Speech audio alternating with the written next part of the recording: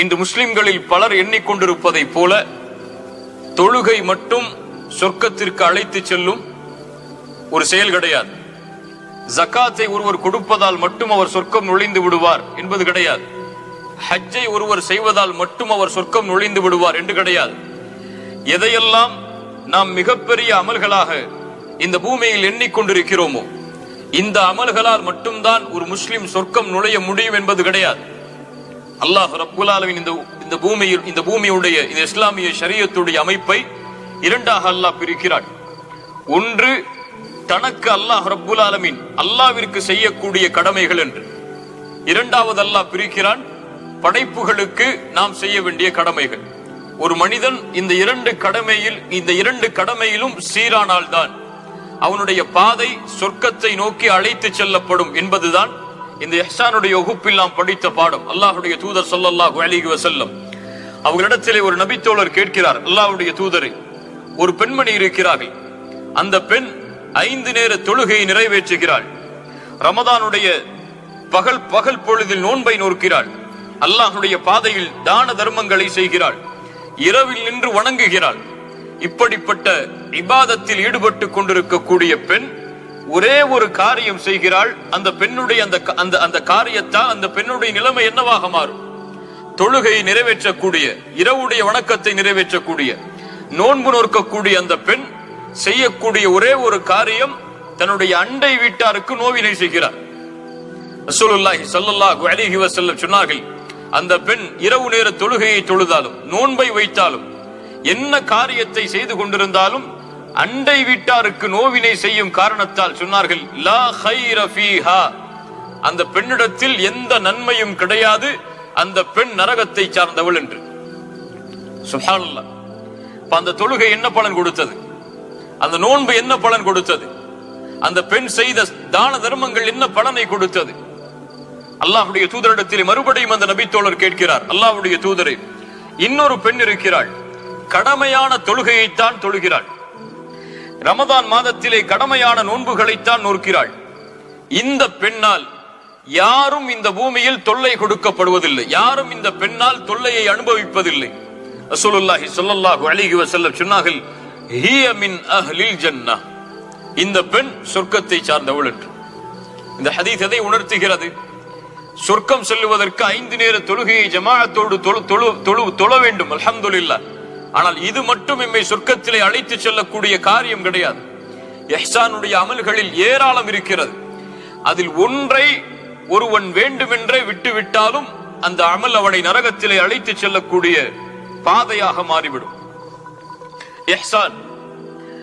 இஹ்சானை பற்றி பல விளக்கங்களை நாம் பார்த்தோம். ஒரு செயலை அழகாக்குதல், முழுமையாக்குதல், எக்ஸலன்ஸ், அதை விட அழகாக அந்த செயலை யாரும் செய்ய முடியாதபடி ஒரு செயலை அலங்கரித்து செய்தல், எந்த ஒரு பிரதிபலனையும் எதிர்பார்க்காமல் ஒருவருக்கு உதவி செய்தல், இப்படி பல விளக்கங்களை இஹ்சானில் பார்த்தோம். ஆனால் பெரும்பான்மையான அறிஞர்கள் இஹ்சானுக்கு கொடுத்த ஒரு விளக்கத்தை இதுவரை நாம் பார்க்கவில்லை. அது என்ன விளக்கம்?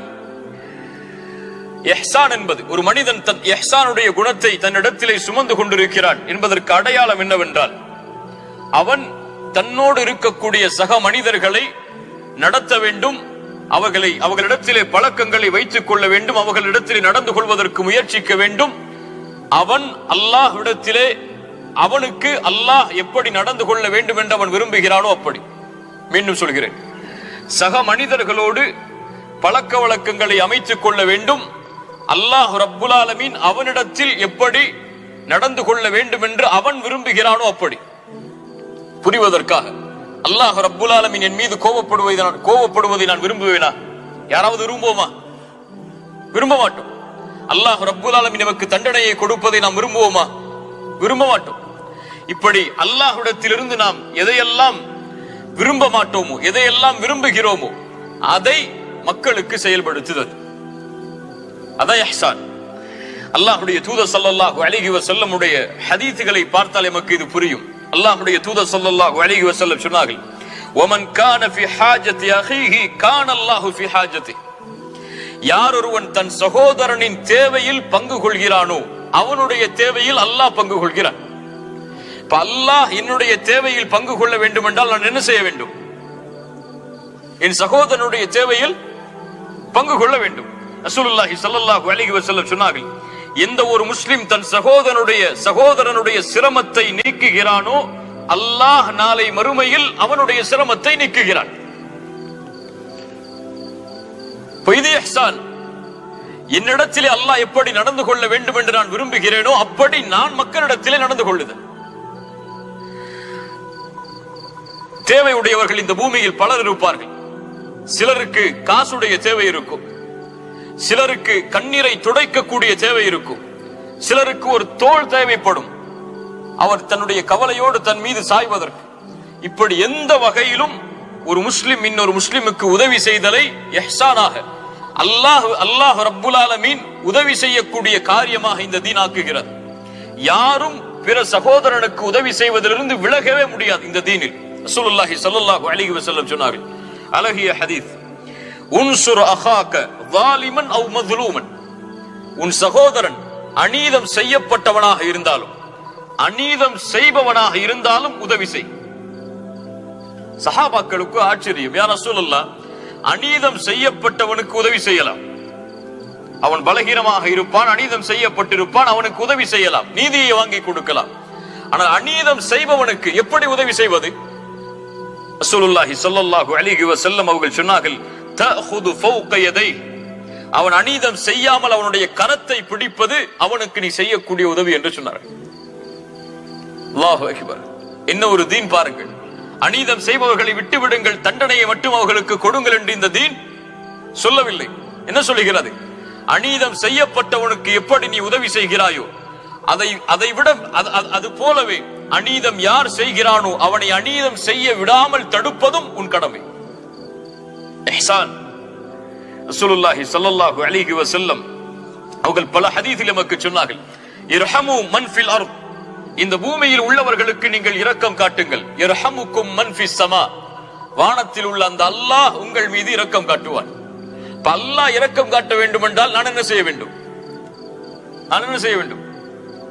பூமியில் உள்ளவர்களுக்கு ரஹ்மத் செய்ய வேண்டும். அல்லாஹ்வுடைய தூதர் சொன்னார்கள், அன்ஃபிக் உன்ஃபிக் அலைக். நீ செலவு செய்யப்படுவாய். என்ன அர்த்தம்? நீ கொடு அல்லாஹ்வுடைய பாதையில், அல்லாஹ் உனக்கு கொடுப்பான். அல்லாஹ் எனக்கு கொடுக்க வேண்டும் என்றால் நான் என்ன செய்ய வேண்டும்? அல்லாஹ் எனக்கு கொடுக்க வேண்டும் என்று நான் விரும்புகிறேனா இல்லையா? நான் கஷ்டத்தில் இருக்கும் பொழுது அல்லாஹ் எனக்கு கொடுக்க வேண்டும் என்று விரும்புகிறேன்.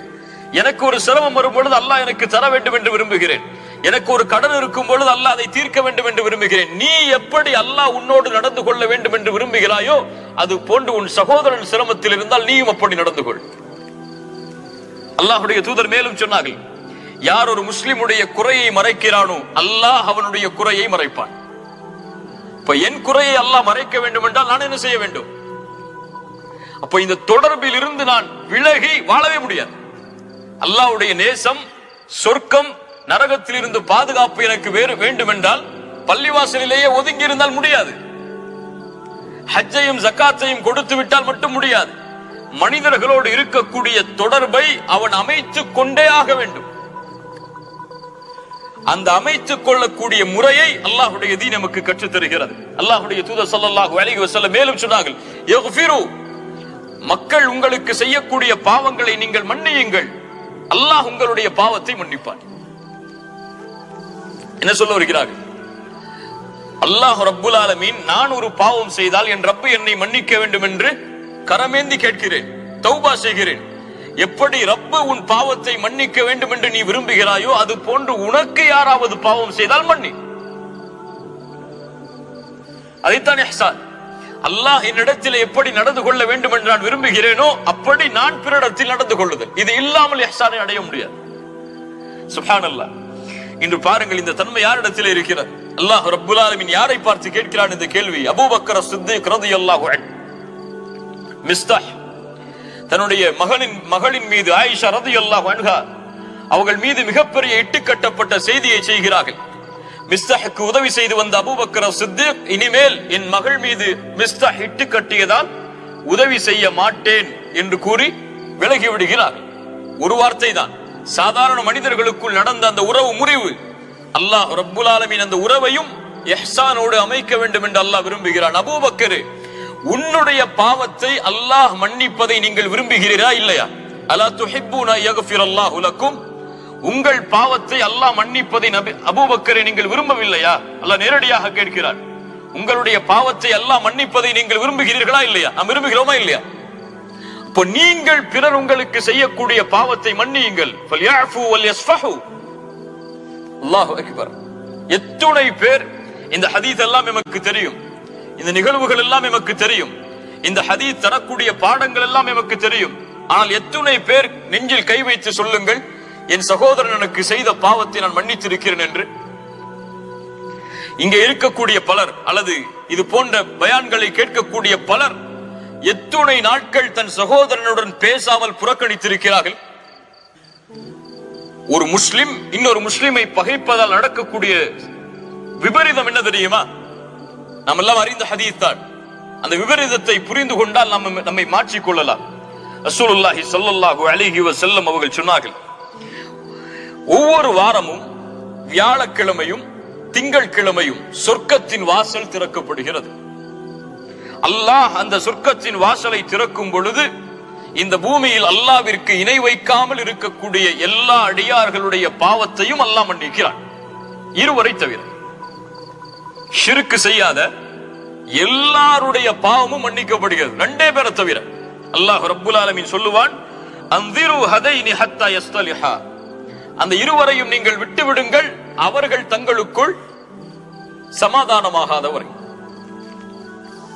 யார் அந்த இரண்டு பேர்? தங்களுக்குள் பகைக்காக, தங்களுடைய வெறுப்புக்காக ஒரு 3 நாளுக்கு மேல் தங்களுடைய உறவை முறித்தவர்கள். எதற்காகவா இருந்தாலும் சரி, அது என்ன காரணம் சொல்லப்பட்டாலும் சரி, காசு, பணம், குடும்ப சண்டை, என்னை ஏசினான், திட்டினான், அடித்தான், என்னை பற்றி புறம் பேசினான், என்னை பற்றி அவதூறு பரப்பினான், என் செல்வத்தை எடுத்து சென்றான், எதுவாக இருந்தாலும் சரி, 3 நாளுக்கு மேல் அவன் பகைத்தால் அல்லாஹ் ரப்புல் ஆலமீன் அந்த பாவங்கள் மன்னிக்கும் பொழுது அல்லாஹ் கூறுவான், இந்த இருவரையும் நீ விட்டு விடுங்கள் மலக்குகளே, இவர்கள் தங்களுக்குள் சமாதானம் ஆகாத வரை அல்லாஹ் இவர்களை மன்னிக்க மாட்டான். அதைத்தான் ரசூலுல்லாஹ் சொன்னார்கள், யக்ஃபிரு யக்ஃபிருல்லாஹு லக்கும், நீங்கள் மன்னியுங்கள், அல்லாஹ் உங்களை மன்னிப்பான். என்னங்க கேள்வி வரும், நான் ஏன் அவனை மன்னிக்கணும்?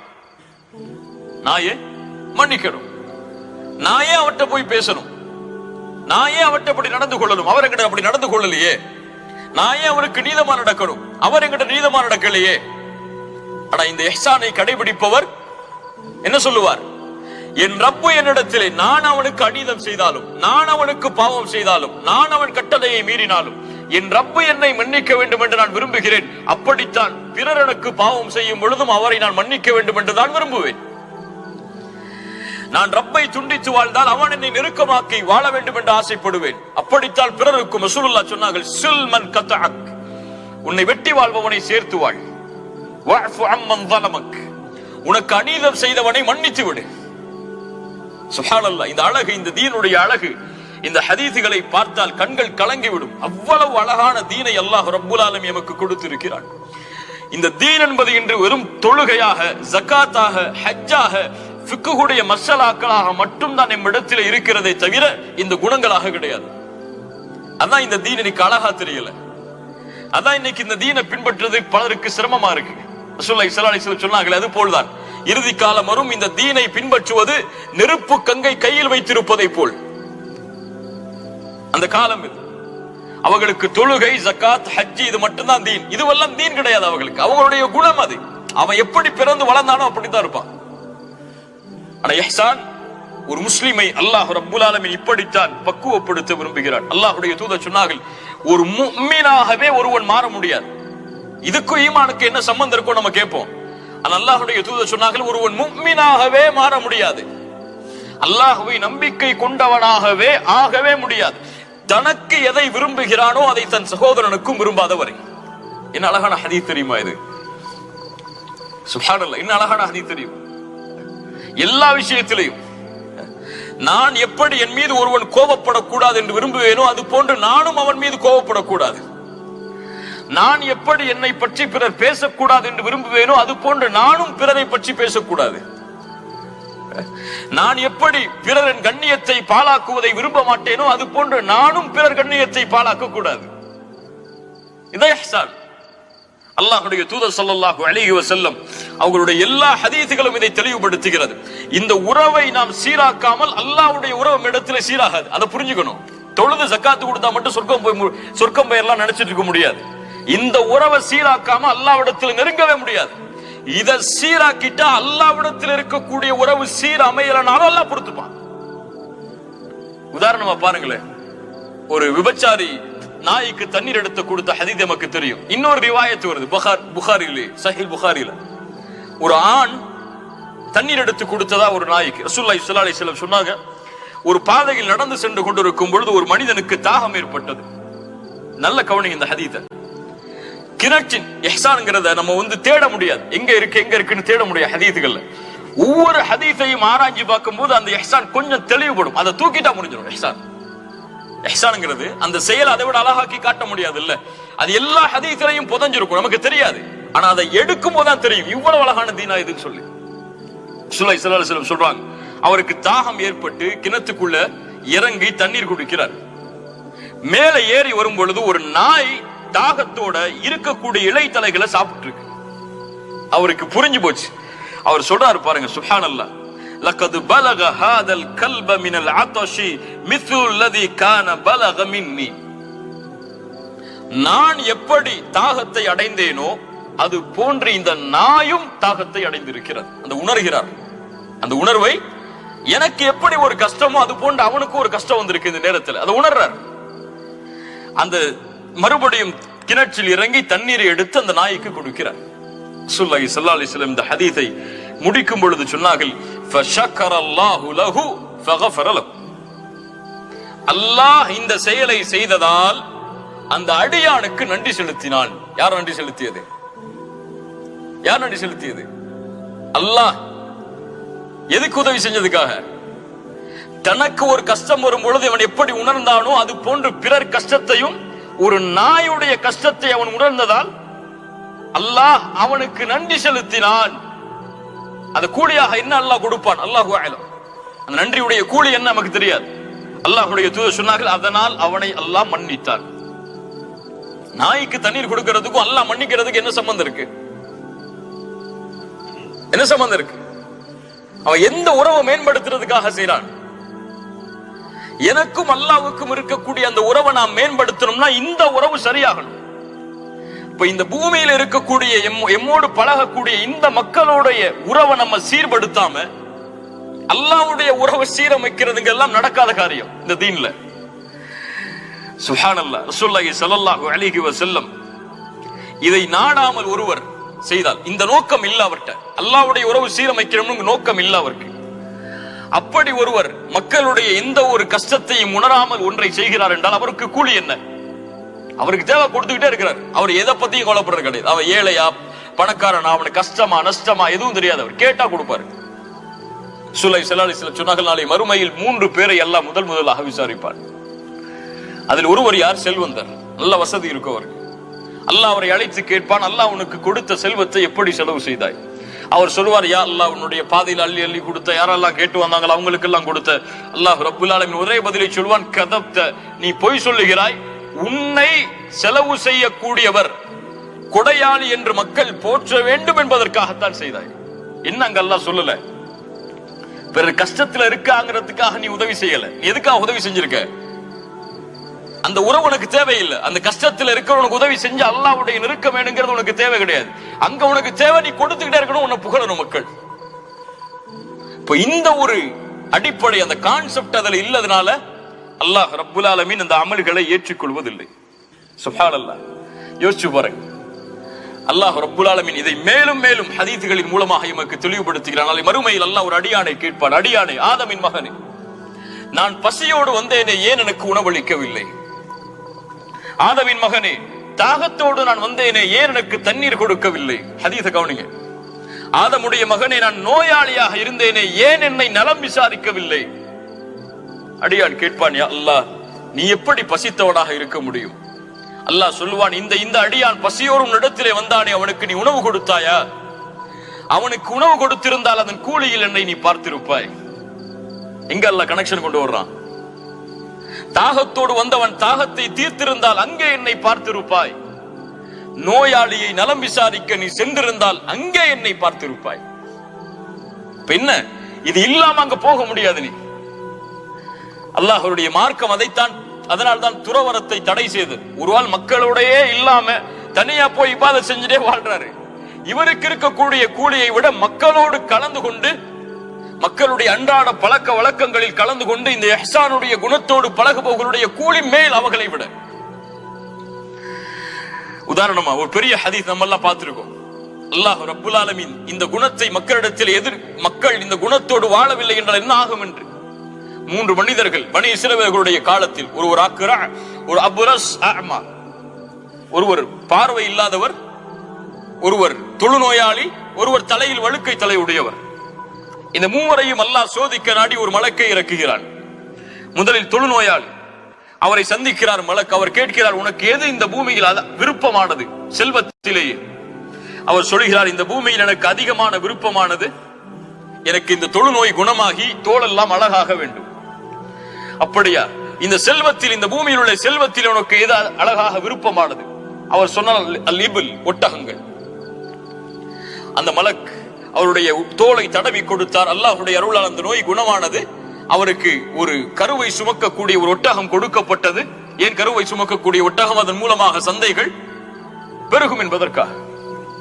2வது மனிதரை சந்தித்தார், தலையில் வழுக்கை தலை உடையவர். உனக்கு எது விருப்பமானது? அவர் சொன்னார், தலையில முடி வரணும். உனக்கு எது செல்வத்தில் விருப்பமானது? அவர் சொன்னார், அல் பக்கரா, மாடுகள்.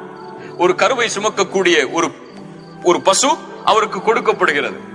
அதன் மூலமாக அவருடைய செல்வத்தை பெருக்குவதற்காக அவருடைய தலையும் தடவப்படுகிறது. அந்த மலக்கால் தலையில் முடி வளர்கிறது. 3வது மனிதர் பார்வை இல்லாதவர்.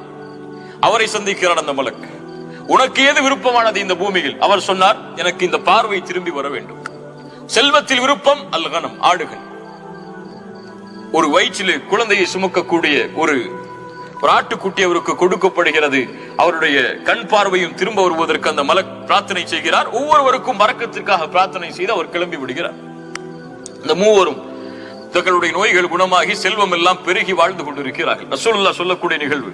அந்த கண்ணியத்தோடு கவனியுங்கள். அது இந்த மூவரையும் அல்லாஹ் ரப்புல் ஆலமீன் மீண்டும் சோதிக்க நாடுகிறான். என்ன சோதனை? இவர்களிடத்தில் இந்த இஹ்சான் இருக்கிறதா இல்லையா? தனக்கு கஷ்டம் வரும்பொழுது அல்லாஹ் உதவி செய்யணும்னு விரும்பினாங்க. ஆனா பிறருக்கு கஷ்டம் வரும்பொழுது இவங்க கொடுக்கறாங்களா இல்லையா? அல்லாஹ் சோதிக்க நாடுறான். இஹ்சான். இன்னொரு மலக்கை அல்லாஹ் அனுப்புகிறான். ஏழ்மையான தோற்றத்தில், வசதி இல்லாதவருடைய தோற்றத்தில் வந்து கேட்கிறாரு, நான் இந்த மாதிரி பாதையில போயிட்டு இருந்தேன், என்னுடைய செல்வம் எல்லாம் தொலைஞ்சு போச்சு, நான் ஊருக்கு போய் சேரணும், உங்கள்ட்ட இருக்கு ஏதாவது ஒண்ணு கொடுத்து அனுப்புனீங்கன்னா நான் போறதுக்கு கொஞ்சம் உதவியா இருக்கும். உங்களுடைய ஒட்டக மந்தைகள்ல. தொழுநோயாளி, குணமானவர். அவர் சொன்னார், ஹுக்கூக்கு கதீரா, ரொம்ப பிஸியா இருக்கு, அப்புறம் வாங்கட்டார். ரொம்ப பிஸியா இருக்க நான். அவர் சொன்னார், அல்லாஹ் ரப்புல் ஆலமீன் நீ தொழுநோயாளியாக இருந்த பொழுது உன் நோயை குணப்படுத்தி அல்லாஹ் தானே உனக்கு இந்த செல்வத்தை கொடுத்தான். அவர் சொன்னார், அல்லாஹ் கொடுத்தானா? நான் பரம்பரை என் திறமையால, என் முயற்சியால, என் கல்வியால நான் சம்பாதிச்சது.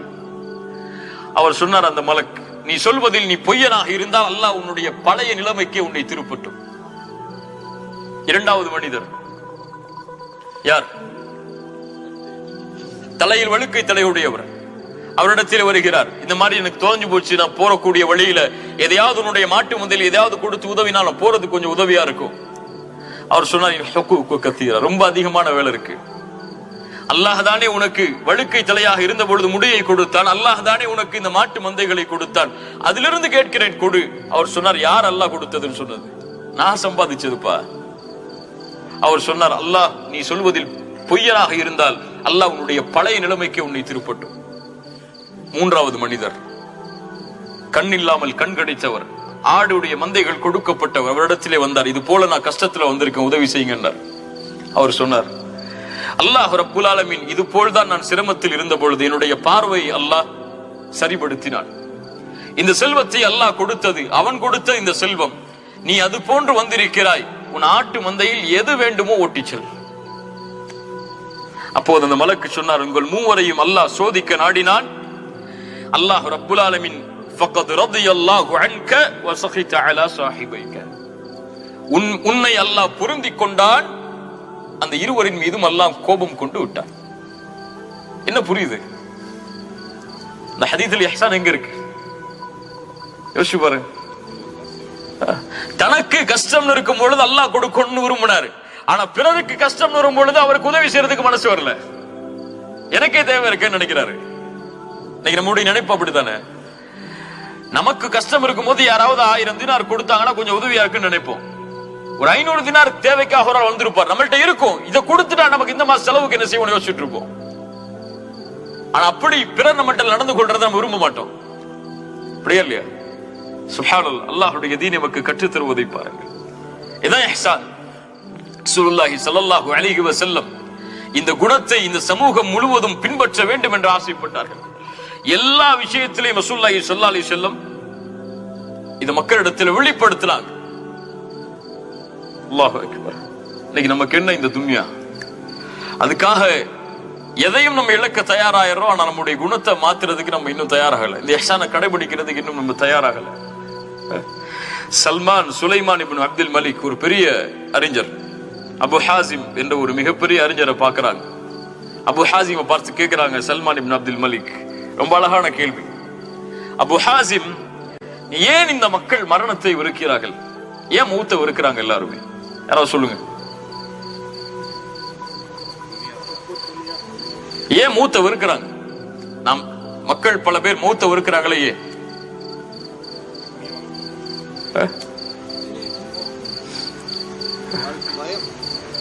என்ன பயம்? அபு ஹாசிம் சொன்னார்கள், சுப்ஹானல்லாஹ், அழகான பதில். சல்மான் சுலைமான் இப்னு அப்துல் மலிக் அவர்களே, என்ன பதில் என்றால், இவங்க இந்த பூமியிலேயே எல்லாத்தையும் கொடுத்துட்டாங்க, மறுமைக்குன்னு எதுவுமே சேர்த்து வைக்கல, அழிச்சிட்டாங்க.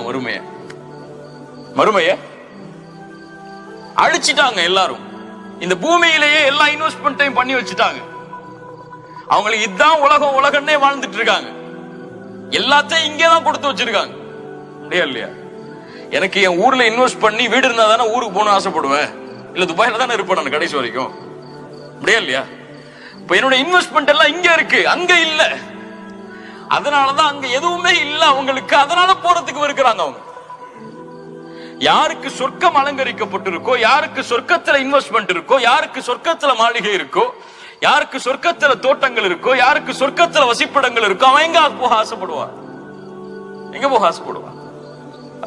ஃபிரௌனுடைய மனைவி என்ன ஆசைப்பட்டாங்க? இந்த ஃபிரௌன் துரத்திட்டான், யா அல்லாஹ் எனக்கு இன்னொரு மாளிகையை பூமியில கொடுன்னு கேட்கல. ரப்பி பினி லிஇந்தக பைத்தன் ஃபில் ஜன்னah, சொர்க்கத்துல ஒரு மாளிகையை குடி அல்லாஹ்னு கேட்டாங்க. அங்க தயாரிப்பு இருந்துச்சு அவங்களுக்கு. சஹாபாக்கள் எல்லாம் அதுக்கு போகணும்னு ஆசைப்பட்டாங்களா? ஏன்? உஹதுடைய போர்க்களம். ஒரு நபித்தோழர் பேரித்தம்பழம் சாப்பிட்டு கொண்டிருக்கார். ரசூலுல்லாஹி ஸல்லல்லாஹு அலைஹி வஸல்லம் சொன்னாங்க, கூமு இலல் ஜன்னah, சொர்க்கத்திற்காக எழுந்திருங்கள். பத்ருடைய போர்க்களம். கூமு இலல் ஜன்னah, சொர்க்கத்திற்காக எழுந்திருங்கள். அதனுடைய விசாலம் வானம் பூமிகளை வியாபித்திருக்கிறது. பஹ் பஹ் அப்படிங்கிறார் அவர். சொன்னாங்க, ஏன் இப்படி செய்யற தோழரே? யா ரசூலல்லாஹ், அங்க போகணும்னு ஆசை இருக்கு எனக்கு, அதனுடைய தோழராக மாற வேண்டும் ஆசை இருக்கு. ரசூலுல்லாஹி ஸல்லல்லாஹு அலைஹி வஸல்லம் சொன்னாங்க, ஃபஇன்னக மின் அஹ்லிஹா, நீ அதை சார்ந்தவன் தான்ப்பா. அப்ப அந்த சஹாபி ஒரு வார்த்தை சொன்னார், பேரித்தம்பழம் சாப்பிட்டு அவங்க மறுமையில் இன்வெஸ்ட் பண்ணவங்க எல்லாத்தையும் சொன்னாரு, இந்த பேரித்தம்பழம் சாப்பிட்டு முடிக்கும் நேரத்திற்கு கூட சொர்க்கம் நற்செய்தி சொல்லப்பட்டதற்கு பிறகு இந்த பூமியில வாழ்றதுக்கு நான் இருக்கிறேன்னாரு. அது எனக்கு ரொம்ப தூரமா இருக்குன்னாரு. அந்த பேரித்தம்பழம் சாப்பிட்டு முடிக்கிற நேரம் கூட, ஏன் எனக்கு அங்க இருக்குப்பா உலகம், அதான் உண்மையான உலகம். அதை நினைச்சாங்க, தங்களுடைய வாழ்க்கையை மாத்தினாங்க. அவங்களுடைய வாழ்க்கை ஏதோ பள்ளியில 5 வக்து தொழுதுட்டு ஜக்காத்து கொடுத்துட்டு ஹஜ் செஞ்சுட்டு ஏதாவது தாவா பயான்கள் நிகழ்ச்சிகள் அரேஞ்ச் பண்ணிட்டு போறது கிடையாது. அல்லாஹ் ரப்புல் ஆலமீன் அவர்களை ரலியல்லாஹு அன்ஹும் வரது அன் என்று அல்லாஹ் தேர்ந்தெடுத்தது. ரசூலுடைய கண்ணியத்தை அல்லாஹ் உயர்த்தியதற்கு அல்லாஹ் காரணம் சொல்கிறார், நபியே உங்களிடத்திலே கடுகடுப்பான குணமோ, கோபப்படக்கூடிய கடுகடுப்பான விரோத குணமோ உங்களிடத்திலே இருந்திருந்தால் இந்த மக்கள் உங்களை விட்டு விரண்டு ஓடி இருப்பார்கள். சஹாபாக்களை பார்த்து அல்லாஹ் சொல்றான். ஸல்லல்லாஹு அலைஹி வஸல்லம் காஃபிர்கள் அடையாளம் காட்டும் பொழுது எப்படி அடையாளம் காட்டினாங்க? அவங்களுடைய குணத்தில் ஏதாவது மாறுதல் சொன்னாங்களா? கிடையாது. ஆனா இன்னைக்கு முஸ்லிம் நல்ல தாடி வச்சிருப்பாரு, நல்ல அவர் கரண்டைக்கு மேல ஆடை உடுத்திருப்பாரு, 5 வக்து கரெக்டா தொழுவாரு, ஆனா வியாபாரத்துல மோசடி செய்வார், கொடுக்கல் வாங்கல்ல ஏமாத்துவார். முஸ்லிம்களுடைய நிலைமை இன்னைக்கு. ஆனா அவர் பிறருக்கு, பிறர் தனக்கு செய்யறதை விரும்ப மாட்டார். முடியாது இல்லையா? என்ன யாராவது ஏமாத்துற விரும்புவோம், என் காசு எடுத்துட்டு யாராவது ஓடி போறது விரும்புவோனா? ஆனா அவர் காசு எடுத்துட்டு வச்சுட்டு எப்போ வேணாலும் தருவார் அவர். சுப்ஹானல்லாஹ். யார் அல்லாஹ்வுடைய உறவை சீரமைக்க வேண்டும் என்று ஆசைப்படுகிறார்களோ அவர்கள் மக்களுடைய உறவை சீரமைத்து வைத்திருப்பார்கள். ஒரு மனிதன் அல்லாஹ்வுடைய உறவு மட்டும் போதும், மனிதனுடைய உறவை நான் சீரமைக்க தேவையில்லை என்றால் நடக்கவே நடக்காது. மனிதனுடைய உறவை சீரமைத்தால் அல்லாஹ்வுடைய உதவி அவனோடு சதா நேரமும் இருக்கும். அல்லாஹ் தன்னிடத்துல செய்யக்கூடிய அந்த தொழுகையில, ஜக்காத்துல, ஹஜ்ஜில கொஞ்சம் மாறுதல் இருந்தா கூட அல்லாஹ் ரப்புல் ஆலமீன் பொறுப்படுத்திக் கொள்வான். அவன் நாடினால் மன்னிப்பான். ஆனா இங்க பொறுத்த வரைக்கும் இவங்க நாடாம இவங்க மன்னிக்காம அல்லாஹ் மன்னிக்க மாட்டான். ரசூலுல்லாஹ் அவ்வளவு பேணுதலாக இருந்தார்கள். உதாரணம், அந்த ஒரு நிகழ்வு நம்ம போன இஹ்சானுடைய வகுப்புல பார்த்த நிகழ்வு, ஒரு கடன் கொடுத்து கடன் வாங்கின ஒரு நிகழ்வு. அதை கொஞ்சம் யோசிச்சு பாருங்க. அவருக்கு இருந்த அந்த நேர்மை, அல்லாஹ்விடத்தில் எப்படி அல்லாஹ்வுடைய முகத்தை நாடி வாங்கி இந்த கடனை எப்படியாவது திருப்பி கொடுக்கணுங்க அவருக்கு இருந்த அந்த வேட்கை. திரும்ப சொல்லுவா சம்பவத்தை. கடல் கடந்து போய் ஒரு ஆள் கடன் வாங்குறாரு, 1000 தீனார். யாருன்னே தெரியாது அவருக்கு, கடன் கொடுப்பவருக்கு. யார் நீன்னு கேட்கிறாரு. இந்த ஊர்ல இருந்து வந்திருக்க ஒரு 1000 தீனார் தேவைப்படுது. அவர் சொன்னார், யாருப்பா உனக்கு பொறுப்பாளி? அவர் சொன்னார், கஃபா பில்லாஹி ஷஹீதா, அல்லாஹ் தான் பொறுப்பாளி. யார் உனக்கு வக்கீல், சாட்சி யார், பொறுப்பாளி யார்? அவர் சொன்னார், கஃபா பில்லாஹி வக்கீல், அல்லாஹ் தான் எனக்கு வக்கீல், அல்லாஹ் தான் எனக்கு சாட்சி, அவன் தான் பொறுப்பு, எனக்கு யாரும் கிடையாது. இந்த வார்த்தையை சொன்னோட சரி பரவாயில்ல போ, 1000 தீனார் எடுத்துட்டு போன்னு அனுப்பிடுறாரு. கடல் கடந்து போய் வியாபாரம் செஞ்சுட்டு மீண்டும் அந்த கடனை கொடுக்கக்கூடிய நாள் வருது. கரைக்கு வர்றாரு, கப்பல் கிடையாது அந்த ஊருக்கு போறதுக்கு, கடன் கொடுத்தவர்கிட்ட கடனை திருப்பி கொடுக்கறதுக்கு.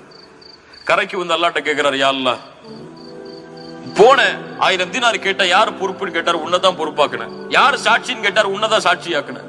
யா அல்லாஹ், உன் பேரை கொண்டு நான் வாங்கி இந்த கடனை இன்னைக்கு நான் திருப்பி கொடுத்தே ஆகணும்.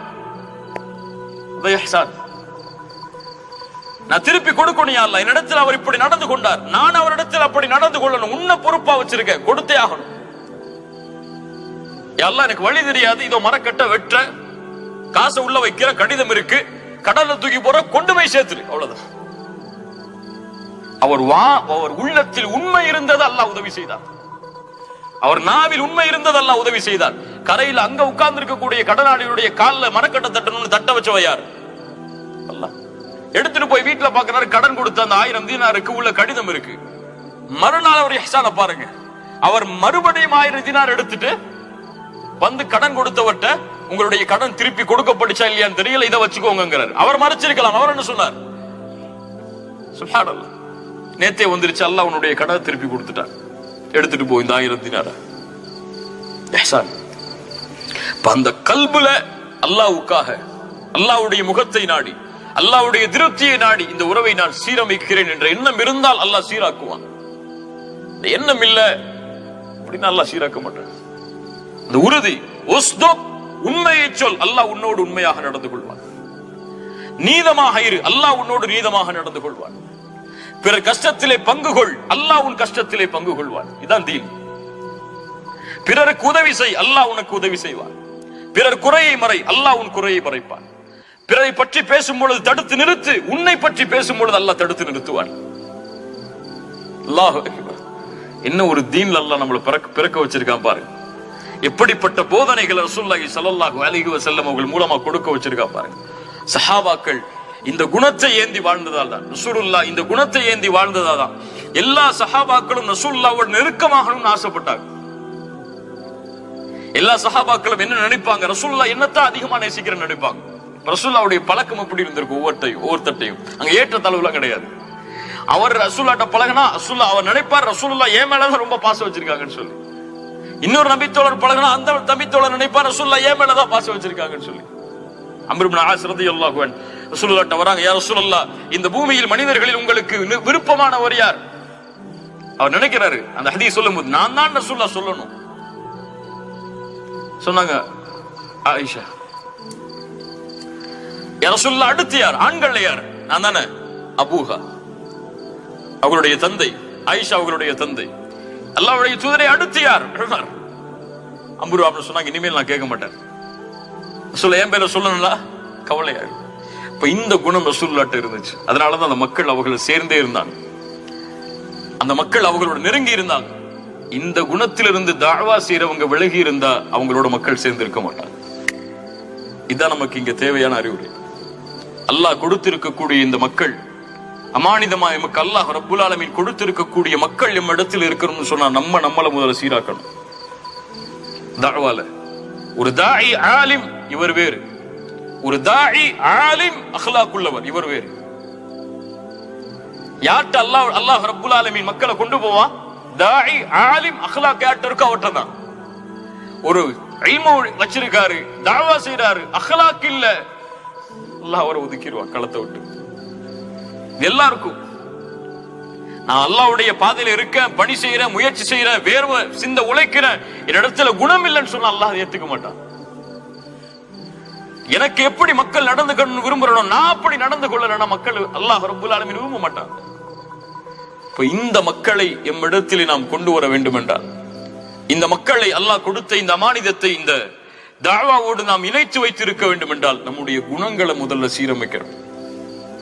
இந்த இஹ்சானை இந்த குணத்துல நம்ம ஆக்கி இந்த மக்கள் அல்லாஹ்வுடைய தீனின் பக்கம் அழைச்சா ஒட்டுமொத்த உலகமும் இதை நோக்கி வரும். ரசூலுல்லாஹி ஸல்லல்லாஹு அலைஹி வஸல்லம் இவ்வளவு பெரிய நபிங்க, அல்லாஹ்வின் புறத்திலிருந்து அழைப்பு பணி செய்யுங்க நபியேன்னு அல்லாஹ் கட்டளையிட்டதற்கு பிறகு யாரையெல்லாம் பார்த்தாங்க? ஒரு யூத சிறுவன் நோய்வாய்ப்பட்டு கிடக்கிறான். ரசூலுல்லாஹ்வுக்கு அந்த அல்லாஹ்விடத்திலிருந்து கிடைக்கக்கூடிய அந்த கூலி கிடைக்கணும், இந்த மனிதர்களுக்கு நான் செய்யக்கூடிய உதவினாலங்கிற அந்த ஏக்கத்தை பாருங்க. ஒரு யூத சிறுவன் தனக்கு பணிவிடை செஞ்சாங்கிற காரணத்துக்காக நோய்வாய்ப்பட்டிருக்கான்னு தெரிஞ்ச சொல்ல உள்ள போறான். பாப்பா பக்கத்துல நிக்கிறாரு, அந்த யூத சிறுவன் படுத்திருக்கான் நோய்வாய்ப்பட்டு. ரசூலுல்லாஹி ஸல்லல்லாஹு அலைஹி வஸல்லம் அவன் நிலைமையை பார்த்தவன புரிஞ்சுக்கிட்டாங்க, இவர் மௌத்தாக போறாரு, சிறுவன் மௌத்தாக போறாரு. ரசூலுல்லாஹ் சொன்னாங்க அஸ்லிம், இஸ்லாமை ஏற்றுக்கொள். அந்த புள்ள வாப்பாவை பார்த்துச்சு. அந்த யூதன் சொன்னான், தெரியும் அவங்களுக்கு இஸ்லாம் தான் உண்மையான மார்க்கம் என்று. அத்தி அபுல் காசிம், அபுல் காசிமுக்கு கட்டுப்படு புள்ளையனர். அந்த குழந்தை லா இலாஹ இல்லல்லாஹ்வை மொழிந்தது. ரசூலுல்லாஹி ஸல்லல்லாஹு அலைஹி வஸல்லம் வீட்ல இருந்து வெளியே வரும்போது என்ன சொன்னாங்க தெரியுமா? ஒரு நபி தானே, அழைப்பு பணி செஞ்சாச்சு, அல்லாஹ் கூலி கொடுத்துருவான்னு போயிருக்கலாமே. என்ன சொன்னாங்க? அல்ஹம்துலில்லாஹி அல்லதி அன்கதஹு மினன் நார். அல்லாஹ்விற்கு எல்லா புகழும் உரித்தாகட்டும், ஒரு உயிரை நரக நெருப்பிலிருந்து நான் பாதுகாத்து விட்டேன்.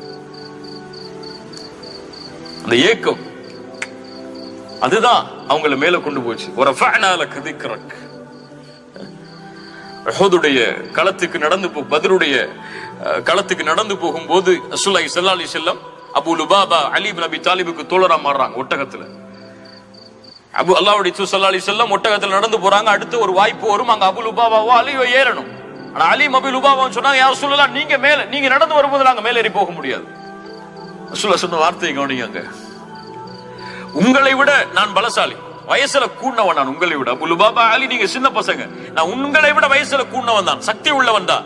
ஆனா உங்களுக்கு கிடைக்கக்கூடிய கூலியை விட்டு நான் தேவையற்றவன் கிடையாது. நடந்து போறதால உங்களுக்கு என்ன கூலி கிடைக்குமோ அந்த கூலி எனக்கும் வேணும். ரசூலுல்லாஹி ஸல்லல்லாஹு அலைஹி வஸல்லம் உடைய இந்த ஏக்கம் இஹ்சானோடு இந்த முறைதான் அவர்களை இந்த பூமியில் உஸ்வத்துன் ஹஸனா, அல்லாஹ்வால் நபியாக ஹபீபாக உஸ்வத்துன் ஹஸனாவாக எமக்கு அடையாளம் காட்டுகிறது. இப்ப இந்த தூதருடைய இந்த குணங்களை நம்முடைய வாழ்வில் ஏந்தி இந்த இஹ்சானை நாம் கடைபிடித்தால் தான், அதான் சிம்பிளா சொல்ல போனா இஹ்சான் இதுதான். எங்கிட்ட எப்படி அல்லாஹ் நடந்துக்கணும்னு நான் நினைக்கிறேனோ அப்படி நான் மக்கள்கிட்ட நடக்கணும். இஹ்சான் என்னன்னு கேட்டா இதை சொன்னா போதும்.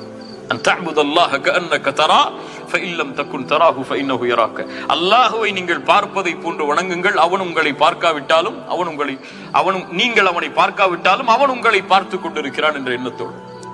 இஹ்சானுக்கு விளக்கம், அல்லாஹ் என்னிடத்திலே எப்படி நடந்து கொள்ள வேண்டும் என்று நான் விரும்புகிறேனோ அப்படி அல்லாஹ் என்னை பார்க்கும் பொழுது நான் மக்களிடத்திலே நடந்து கொள்ள வேண்டும்.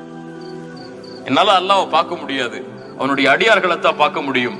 அந்த அடியார்களுக்கு நான் என்னுடைய வாழ்வை பலனுள்ளதாக ஆக்கி அல்லாஹ்வுடைய நெருக்கத்தை பெறுவதற்கு முயற்சிப்பேன். இதான் ரசூலுல்லாஹி ஸல்லல்லாஹு அலைஹி வஸல்லம் இந்த முஸ்லிம் சமூகத்திற்கு கொடுத்த மிகப்பெரிய அமானிதம். இதை பாழாக்கின காரணத்தால தான் நீங்க முஸ்லிம் சமூகம்னு சொன்னாலே விருப்புகளும் வதந்திகளும் குரோதங்களும் ஏற்படுத்தப்படுகிறது. இந்த அழகை நம்ம மறைச்சு வச்சிருக்கிறதுனால நம்முடைய வாழ்க்கையில இல்ல. தொழுகையும் தாடியும் ஜக்காத்தும் ஹஜ்ஜும் மட்டும்தான் வாழ்க்கையில இருக்கே தவிர இதுவெல்லாம் நம்முடைய வாழ்க்கையில வெளிப்படுறது ரொம்ப கஷ்டமா இருக்கு. வீட்டுக்கு போனாலே தெரிஞ்சிடும் நம்ம யாருன்னு, அப்படியே இல்லையா? மனைவி வீட்டு போனா தெரிஞ்சிடும் நம்ம யாருன்னு சொல்லி. பிள்ளைங்கள்ட்ட நடந்துக்கிற முறை தெரியும், ஆபீஸ்ல நடந்துக்கிற முறை தெரியும், நம்முடைய வேலை ஆட்கிட்ட நடந்துக்கிற முறை தெரியும். அது யார் நம்மளை அடையாளம் காட்டினோம், நான் யார், எந்த வாழ்க்கையை பின்பற்றுகிறேன், யாரை தூதராக ஏற்று நடைமுறைப்படுத்துகிறேன் என்று.